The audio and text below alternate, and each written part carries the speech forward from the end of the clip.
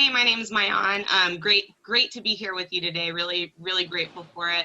My Thank you, Maya. question is around, you talking about all the pivoting that you did with Thuzio, and I was wondering, what are some of the things that stood out to you as being really important that allowed you to continue pivoting without completely failing until you Yeah. did find that successful area? All right. So there are two very important things that happen with Thuzio. Number one, my partner is fantastic. So whoever you partner with, he has to be a rock star. When you're in a new business, if you're starting something that's existing and you're just perfecting the gadget, that's one thing. But we kind of nobody was doing what we were doing the way that we were doing it. So in a sense, we had first mover advantage, but we also had first mover disadvantage because we were going to make all the mistakes, right?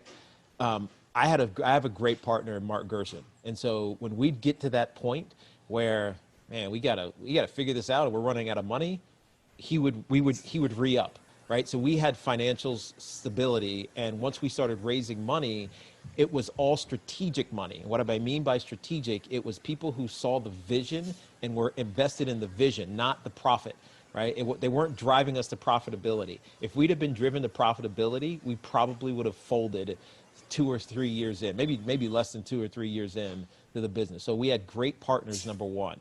Number two, we listened to our clients. And people say this, it's a cliche, like listen to your clients, listen to your clients. But how we ultimately became into the company we are is because we had a relationship with Dan Kaplan, who was a partner in Ernst & Young.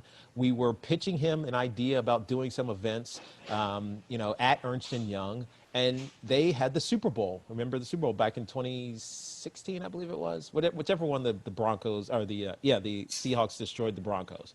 And They I'm a had a Seahawks fan. I lived in Yes, Seattle my whole life, so right. totally. So that Super Bowl, Ernst and Young had a dilemma.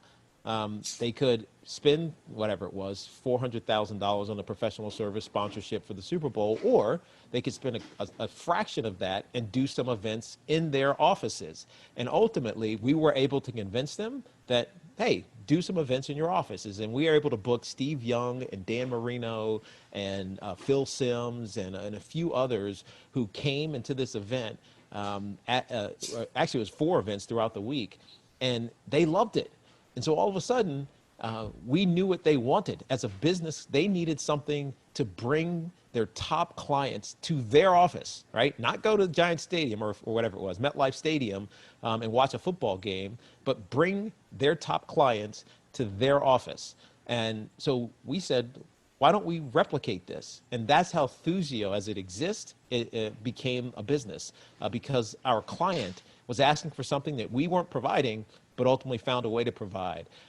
So partnering well, and it's a cliche, but you got to listen to what your client, who you think your potential client actually, what they actually want. Thank you so much. You're welcome.